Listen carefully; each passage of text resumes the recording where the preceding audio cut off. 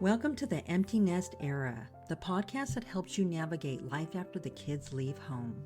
I'm Jamie Chin, licensed marriage and family therapist and mom to two amazing daughters in their 20s, and I'm here to walk alongside you as you rediscover yourself, reconnect with your partner, and redefine your relationship with your adult children. Let's begin this next chapter together.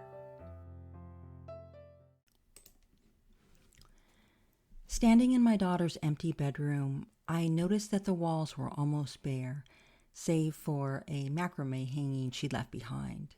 The closet was empty of clothes, but still stuffed with childhood relics like art projects and stuffed animals. It seemed like yesterday that I helped her pack up for college, and now the house feels different. The silence is deafening at times. If you're nodding along, you're not alone. Millions of parents face this reality every year. But here's the truth. An empty nest doesn't mean an empty relationship. Today, I'm sharing proven ways to start meaningfully connecting with your adult children, even when they're no longer under your roof. The reality is that the empty nest hits differently for everyone. For some, it's a crushing loss. For others, it's bittersweet. Sad to see them go, but proud that they're ready. Research actually shows that many parents report higher life satisfaction after children leave home. But that doesn't make the transition easier. The hardest part isn't the quiet house or the unused bedroom. It's figuring out how to transform your relationship from parent of a child to parent of an adult. This isn't just about staying in touch. It's about building a new kind of connection. To do this, it's important to understand this new dynamic. Your relationship with your kids is changing, not ending. Think about it. You spent 18 plus years preparing them for independence. Now they're testing those wings. This is exactly what's supposed to happen. But here's where many parents go wrong. They either cling too tightly or step back too far. Finding the balance means understanding three key truths. First, your adult children are establishing their own identity separate from you. This is healthy. Second, they still need your wisdom and support, just in different ways. Third, the quality of your connection matters far more than the quantity of your communication.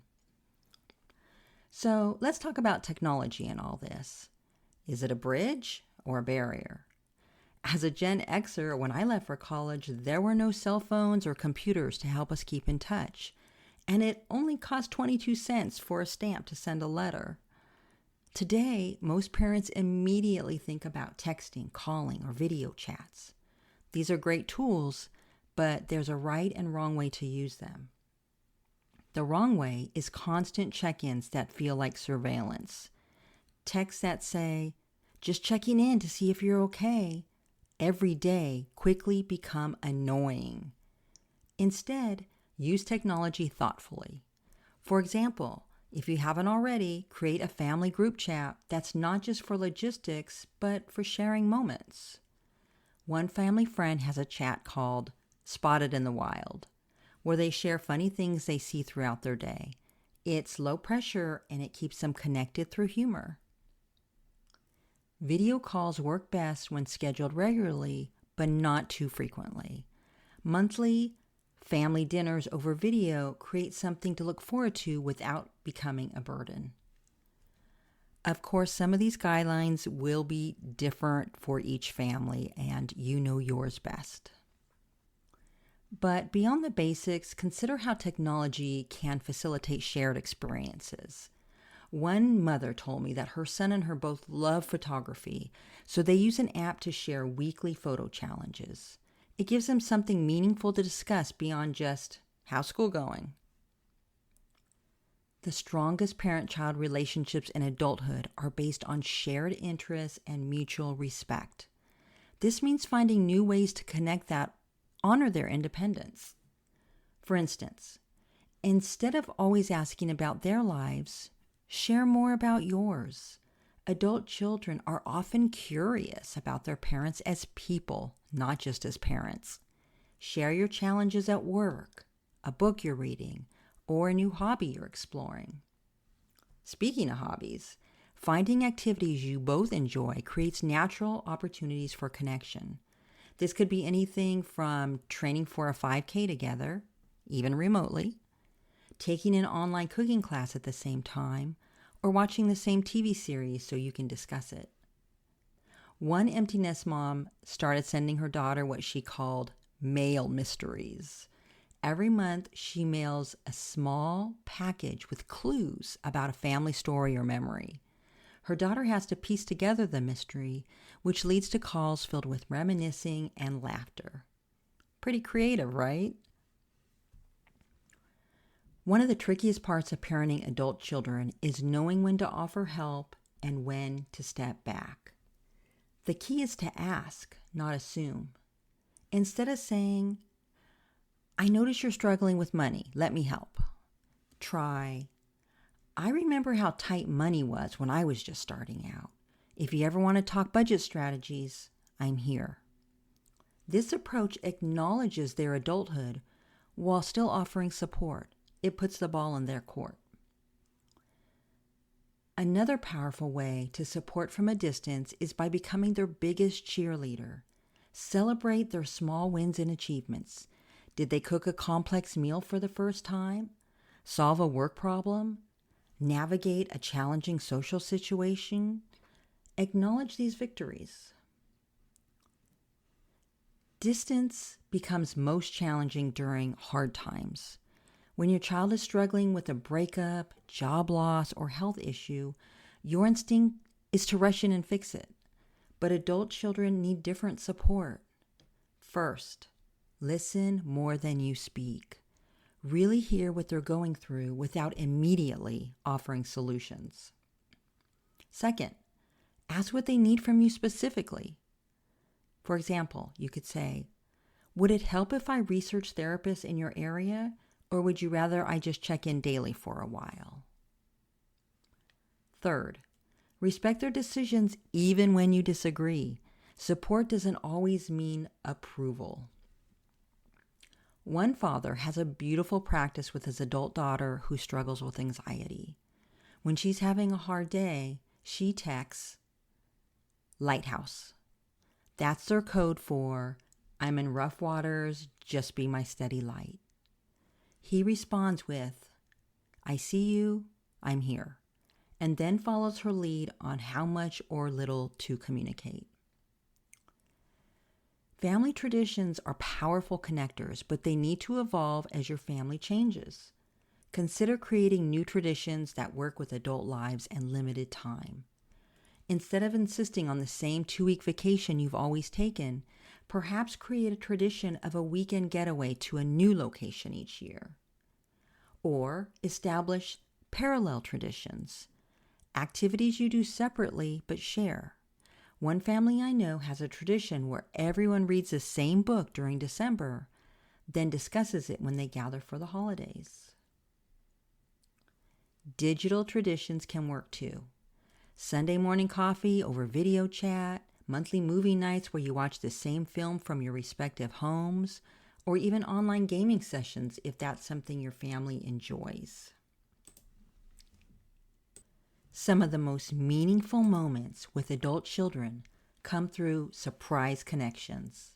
The unplanned, spontaneous touch points often mean more than elaborate plans.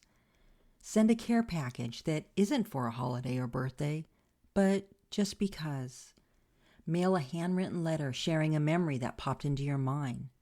Text a photo of something that reminded you of them. One app I've been using and loving is called Postagram. You add your own photo to one of their templated backgrounds, and for about $2, you can send a quick and cheap "I'm thinking of you" postcard. For Valentine's Day one year, I sent my daughter one from our dog. She loved it. One mother texts her son photos of dogs she sees on her daily walks because he loves dogs, but he can't have one in his apartment. It's small, but it's their thing. Here's the hardest truth. Sometimes staying connected means respecting their need for space. Your adult children are balancing many relationships and responsibilities. Your relationship is important, but it's one of many that they're managing. Pay attention to communication patterns. If they typically respond to text within a few hours, but suddenly take days, they might be overwhelmed. Rather than sending follow-up messages, give them a little bit of space. Respect their time with partners, friends, and in-laws. Avoid competition for their attention, which only creates stress. And perhaps most importantly, respect their right to make different choices than you would.